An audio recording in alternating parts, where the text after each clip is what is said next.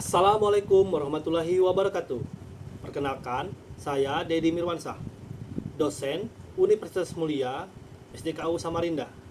Pada kesempatan ini, saya akan menyampaikan mata kuliah yang saya ampu, yaitu pengolahan citra digital untuk unjuk kinerja bidang pengajaran sertifikasi dosen tahun 2025.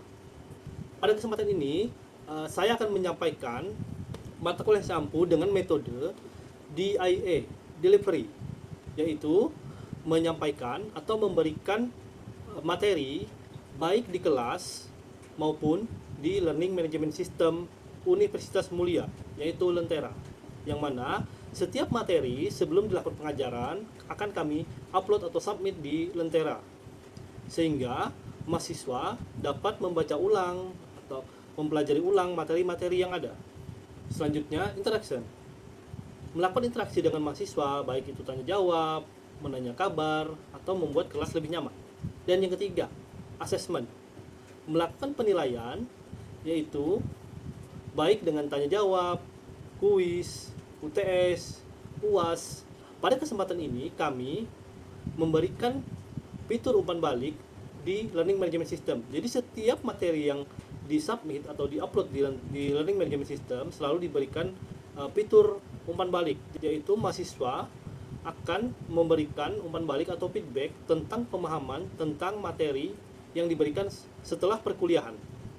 Asesmen juga bisa dilakukan dengan berbagai macam cara, yaitu tadi ujian. Nah, karena ini pertemuan ke-15, asesmen akan kami lakukan pada ujian akhir semester.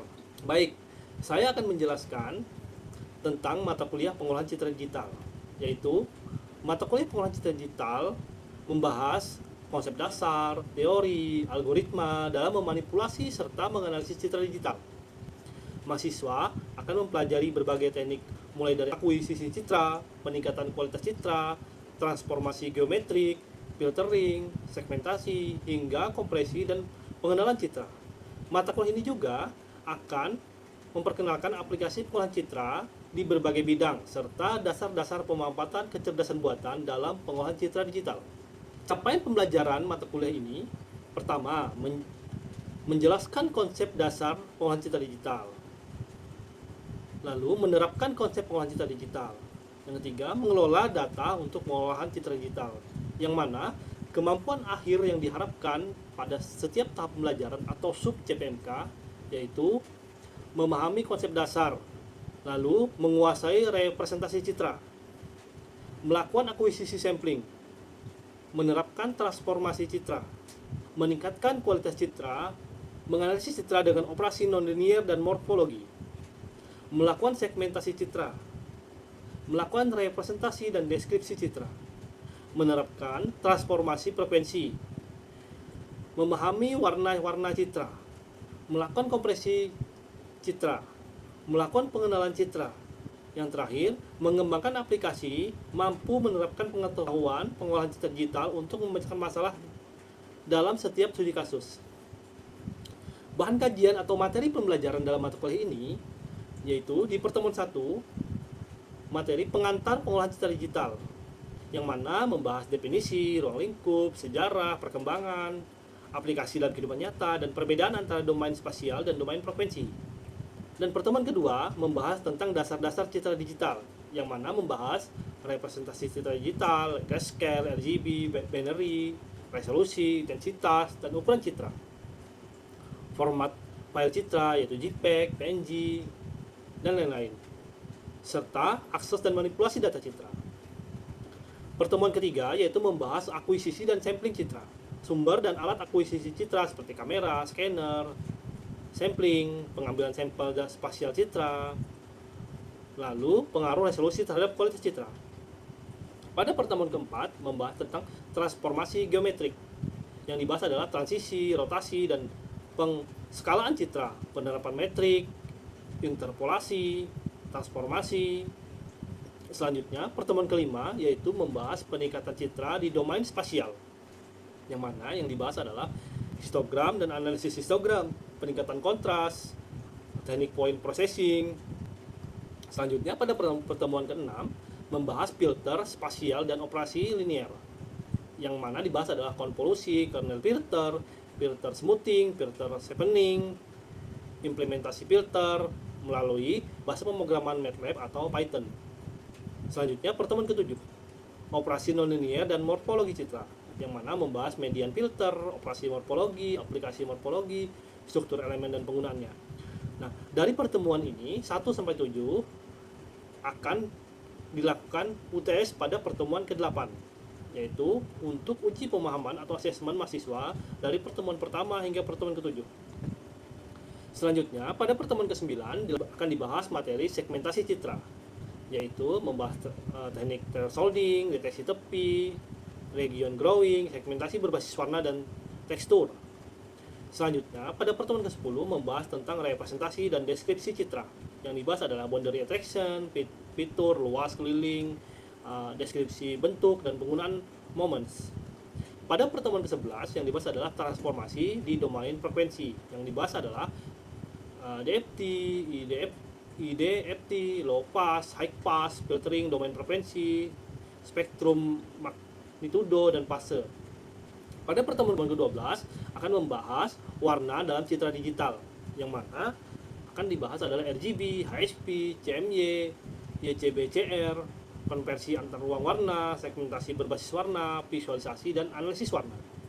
Pada pertemuan ke-13 akan dibahas yaitu kompresi citra. Yang dibahas adalah motivasi dan kebutuhan kompresi, teknik ilusi, perbandingan kualitas dan ukuran hasil kompresi. Pada pertemuan ke-14 yaitu dibahas pengenalan citra dan ekstraksi fitur. Yang dibahas adalah ekstraksi fitur warna, bentuk, tekstur, vektor fitur, dan ruang fitur.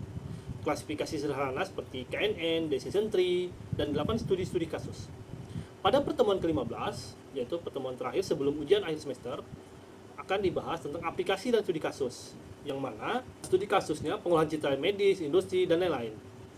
Deskripsi proyek mini pengolahan citra, tinjauan pemanfaatan, dan presentasi proyek mini, yaitu telah dilakukan presentasi proyek mini. Jadi pada pertemuan ke-15 adalah mereview ulang dari pertemuan ke-9 hingga pertemuan ke-14. Dan pada pertemuan ke-16 dilakukan asesmen, yaitu ujian akhir semester. Metode pembelajaran yang dilakukan adalah meliputi kuliah interaktif, yaitu penyampaian materi dasar dan konsep yang melalui kelas ataupun melalui learning management system. Selanjutnya, diskusi kelompok, pembahasan studi kasus, dan permasalahan terkait materi. Yang ketiga, praktikum. Jadi implementasi algoritma pengolahan citra menggunakan software MATLAB atau bahasa pemrograman Python. Selanjutnya, studi kasus dan proyek mini, menganalisis dan memecahkan masalah real menggunakan teknik pengolahan citra.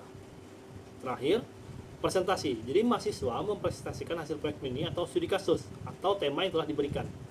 Pada mata kuliah ini ada 2 referensi yang digunakan, yaitu buku berjudul Digital Image Processing. Buku klasik atau kompresi ini menjadi rujukan utama di bidang pengolahan citra digital. Yang kedua, buku Computer Vision, algoritma dan aplikasinya atau application. Meskipun lebih fokus pada computer vision, bab-bab awalnya sangat relevan untuk dasar-dasar pengolahan citra dan implementasinya. Pada perkuliahan ini, metode penilaian, jadi penilaian mata kuliah ini akan didasarkan pada komponen-komponen sebagai berikut. Pertama, kehadiran, dilakukan sebanyak 10% penilaian. Kehadiran aktif dalam setiap sesi perkuliahan. Jadi kehadiran minimal kehadiran adalah 80% untuk seluruh pertemuan. Selanjutnya, tugas diberikan bobot 15%, baik itu individu maupun tugas berkelompok. Selanjutnya, etika diberikan bobot penilaian sebanyak 15%, yaitu meliputi sikap, partisipasi aktif, kejujuran, kolaborasi dalam proses pembelajaran. Selanjutnya, kuis diberikan bobot 15%, yaitu evaluasi singkat tentang materi per sesi atau per beberapa sesi. Selanjutnya, ujian tengah semester, yaitu dengan bobot nilai 20%, yaitu membahas dari pertemuan 1 hingga pertemuan 7. Selanjutnya, ujian akhir semester dengan bobot nilai 25%, yang mana membahas materi atau soal yang dibuat mencakup pertemuan 1 hingga pertemuan ke-15. Baik, pada kesempatan ini saya akan menunjukkan metode atau proses pembelajaran yang saya lakukan terhadap mahasiswa. Pada kesempatan ini metode pembelajaran yang kami lakukan dengan metode hybrid, yaitu separuh mahasiswa di kelas dan separuh melalui Google Meet. Baik, selamat menyaksikan.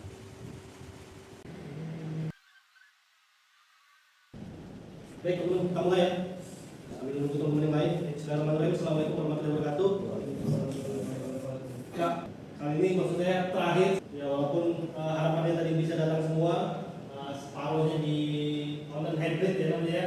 Jadi pertemuan hari ini sebenarnya kita flashback dari pertemuan setelah UTS kemarin. Setelah UTS ini enggak teman-teman, saya kasih 7 atau 6 tema gitu ya yang teman-teman bahas diskusi kemarin. Jadi saya fokuskan ke situ pertemuan kita hari ini tentang pengolahan citra digital. Nah, jadi fokus kita hari ini adalah membahas poin-poin dari 6 tema yang teman-teman bahas kemarin. Kan kemarin ada 7 ya? Kita bahas aja 6. Hanya bahas 6. Saya nggak tahu nanti ada materi yang teman-teman bahas kemarin. Intinya ini pertemuan hari ini membantu teman-teman untuk menghadapi UAS nanti di depan. Nah, jadi tema 1 ini saya dapat kemarin, dasar-dasar pengolahan citra digital. Apa yang dapat kemarin Amel kalau nggak salah ya. Jadi citra digital itu sendiri di dalamnya itu teman-teman sudah udah tahu lah ya, pasti ada pixel atau bukan pixel di dalamnya. Pixel itu unit terkecil penyusunan citra digital, jadi tumpukan-tumpukan sehingga menjadi sebuah gambar atau sebuah citra gitu ya. Jadi pixel seperti apa ya, batu bata gitu, batu bata disusun sehingga menjadi sebuah bangunan. Nah, kalau pixel ini kalau disusun menjadi sebuah gambar. Kalau kayak gini-gini kita lihat kan itu pixel sebenarnya, cuma tumpukan yang karena padat, jadi nggak kelihatan pecahannya gitu ya. Itu pixel. Jadi setiap gambar yang kita lihat mungkin itu terdiri dari jutaan pixel. Apalagi warnanya macam-macam kayak gini nih, itu terdiri dari jutaan pixel. Nggak usah gambar, mungkin tulisan dalam surat ini juga terdiri dari pixel-pixel. Kalau di zoom malah kelihatan pecah gitu ya. Di dalam citra digital sendiri ada namanya resolusi citra. Jadi resolusi citra itu semakin banyak pixelnya, maka semakin bagus, semakin tinggi gambarnya gitu ya. Kayak gini pecah gitu ya. Contoh gambar ini pecah.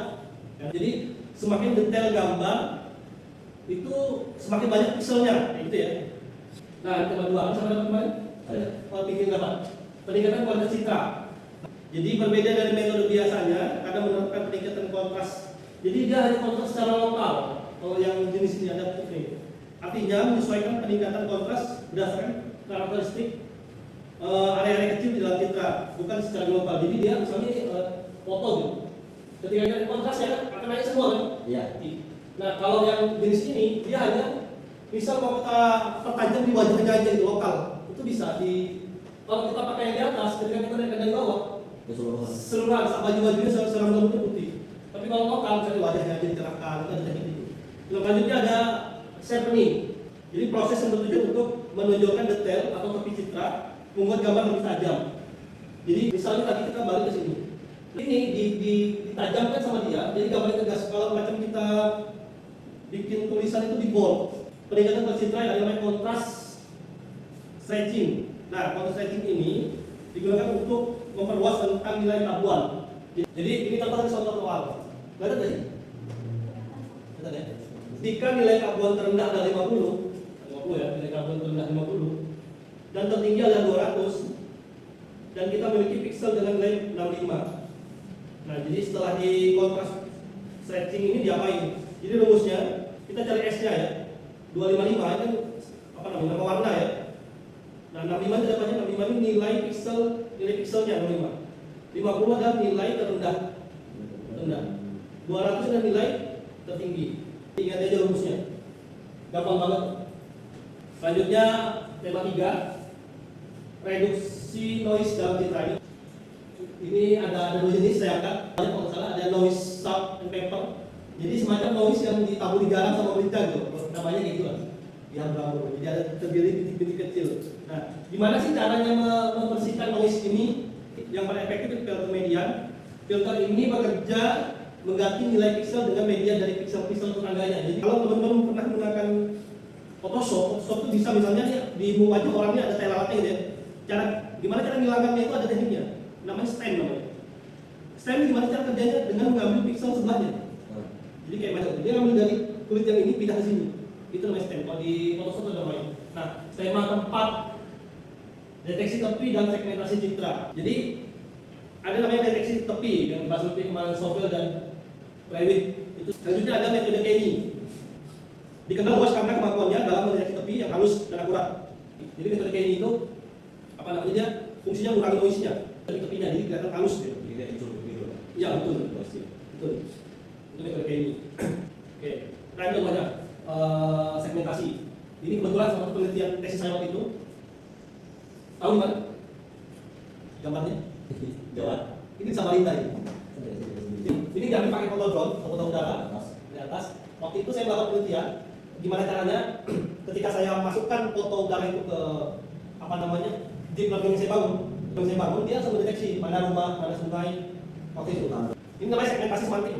Jadi yang saya segmentasi hanya bangunan dan sungai. Lalu itu pakai bahasa Python. Ini kalau dilihat dari keterangan ini akurasinya sekitar 9,4% ini. Lumayan akurat. Nah terus transformasi geometri dan interpolasi. Pertama ada transformasi geometri, jadi ada transformasi scaling, berarti mengubah ukuran citra baik memperbesar maupun memperkecil. Punya metode interpolasi, ada berbagai metode interpolasi. Pertama adalah Nair-Snake-Wall, jadi mengambil sisi tetangganya, mengambil pixel tetangganya. Nah ini tema yang ke-6, ruang warna dan aplikasinya. Nah ini selain RGB dan TDK tadi, kita juga kenal namanya model warna HSI, Hue, Saturation dan Intensity. Keuntungannya adalah filter HSI, RGB. Apa sih bedanya? Keuntungannya itu memisahkan intensitas warna dan saturasi, memungkinkan manipulasi yang lebih intuitif tanpa mempengaruhi komponen lain secara signifikan. Nah ini studi kasus, misal kompulasi pada CNN. Jadi perhitungan fitur map. Jadi dalam layar konvensional pada sebuah fitur CNN, misalnya citra input berukuran 22,227 kali 27 dan kernelnya 3x3. Pixel-pixel pinggir tidak dikompilasi dan asumsikan tidak ada pending, maka jika digunakan slide 4 tentukan ukuran fitur map. Ini cari fitur map. Ini rumusnya sebetulnya. Rumusnya kurang lebih sama lagi, yang dicari output size fitur map sama dengan input size. Input size itu yang 2x7 ini, 227 ini dikurang kernelnya yang 3x3 ini dibagi slide 14 plus 1.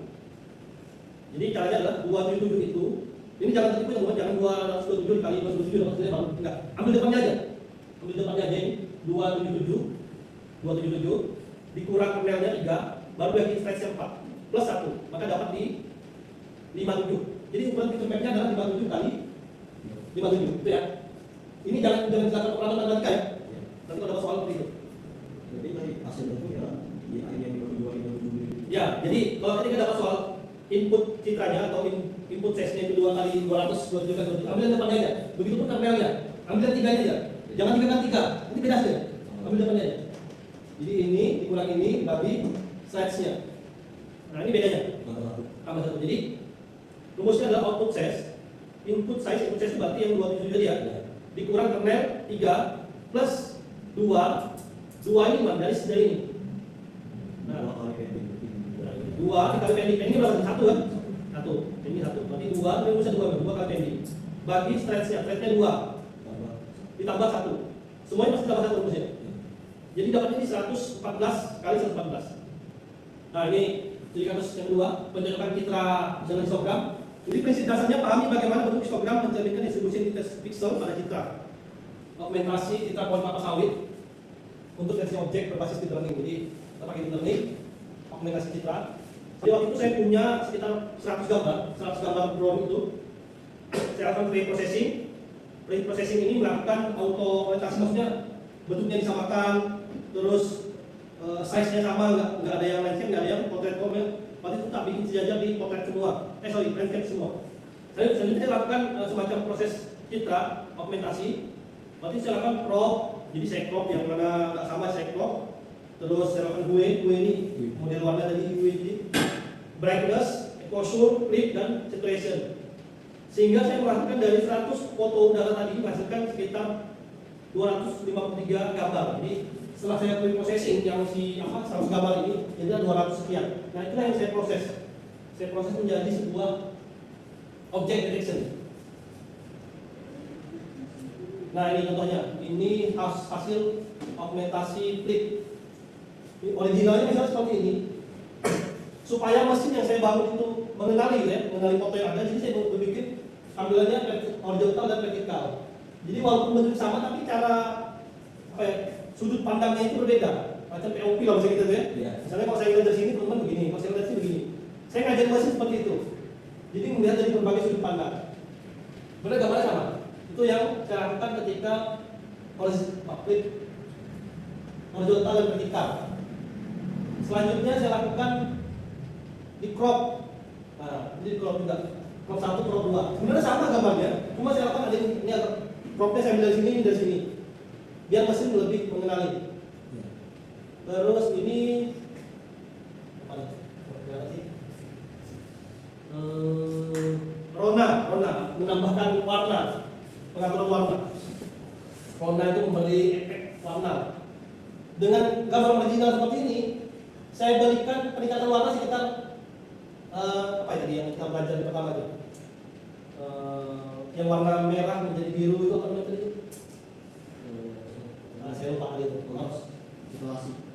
Ya ini ya. Situasi. Ya kita ubah warnanya. Jadi saya akan kurangi 20% dari original ini, jadi warnanya kemerah-merahan ya. Yang ini saya naikkan 25%, jadi warnanya lebih terang. Ini kalau gambar aslinya memang rada hijau dan kemerah-merahan ya. Ketika saya turunkan jadi merah, ketika saya naikkan jadi hijau banget. Nah ini sudut pandang sebenarnya, sudut pandang. Jadi ketika saya dapat, kan ketika kita ngambil apa ya, misalnya kamera melihat suatu objek, kan nggak bisa kita prediksi, kadang dia cahayanya bagus, kadang enggak gitu ya. Makanya kita ngajar mesin dengan deteksi lengkap. Terus ini apa nih? Ini saturation. Nah, originalnya saya naikkan, kurang saturationnya sekitar 20%, ini saya naikkan. Terus apa ini? Ini exposure, ini 10% saya mainkan. Ini pendekatan keresahan, apa nih? Kecelakaan. Bacanya view. Selanjutnya ini pendekatan kecerahan atau brightness. Nah ini gambar aslinya. Kalau yang sama sini saya turunkan brightness-nya 20%. Yang ini saya naikkan brightness-nya jadi 20%. Jadi lebih cerah dia, lebih terang. Oh ini agak gelap karena saya turunkan brightness-nya. Nah hasilnya adalah apa sih yang mau saya dapat waktu itu? Saya pengen ketika saya menerbangkan sebuah drone, saya bisa menghitung kelapa sawit, jumlah pohon yang ada di kebun itu dengan mudah. Paham nggak teman-teman? Misalnya saya terbangkan dari sini, saya dengan mudah hitung jumlah kursi, deteksi langsung nih. Nggak perlu saya hitung 1, 2 gitu ya. Nah itu targetnya waktu itu tujuannya. Nah jadi dia gini. Hitung hektar gitu. Betul. Jadi ketika saya terbangkan drone, oh di sini ada 3.000 pohon, di sini ada 300 pohon. Dengan cepat kita dapat data itu secara real time. Nah waktu itu tujuannya seperti itu. Nah itu tadi yang kecil gini pun dideteksi sama dia. Cuma tingkat persentasenya mungkin kecil karena apa ya? Kalau mau yang 100% itu ada persentase yang kelihatan sebenarnya. Berasal 100%, 90%, ini 100% nih. Nanti untuk yang ini sawit sempurna ini, sawit sempurna ini. Dia bisa mendeteksi. Yang ini kecil masih. Nah, kenapa rumput ini nggak dideteksi? Karena hijau juga ada. Karena dia udah belajar si mesin ini hanya mendeteksi yang ada pelepah bintang-bintangnya itu. Ya. Nah itu dia. Oh dia persen ini misalnya ini 72%, 68%. Nggak sama persentasenya. Kayak gini nih. Ini kalau teman-teman lihat sebenarnya, yang ini dengan yang ini agak cerah, yang ini agak ini. Ini deteksinya beda-beda dia. Dia menyesuaikan posisi dan tingkat cerah warna. Nah inilah kalau kita main citra seperti ini penelitiannya. Seru sebenarnya. Data dasarnya cukup kita punya foto.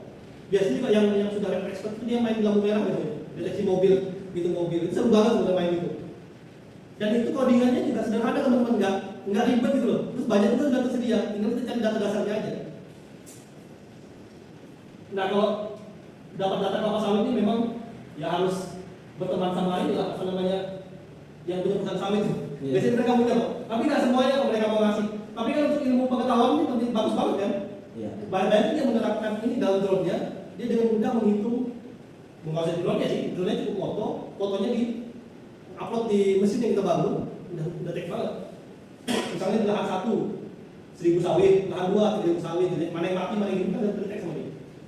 Begitu juga rencana saya tadi yang penelitian tesis saya itu, yang segmentasi sepanjang Sungai Karanggubung itu tujuannya adalah untuk mendeteksi bangunan-bangunan yang melanggar jarak dari bangunan ke bibir sungai sebenarnya. Kayak gitu. Itu sebenarnya main citra. Itu dibanding kita bangun aplikasi. Oke, harapannya tadi bisa bergabung semua. Jadi nggak hanya kita hybrid, bisa bergabung semua karena ini memang insya Allah di UAS tuh banyak keluar yang nanti saya bahas tuh. Ya. Kalau mulai di UAS insya Allah banyak keluar. Ini bentuknya itu kayak apa soalnya Pak? Apakah pakai business kayak kemarin? Enggak. Kita nanti paling ngerjainnya via ini apa namanya?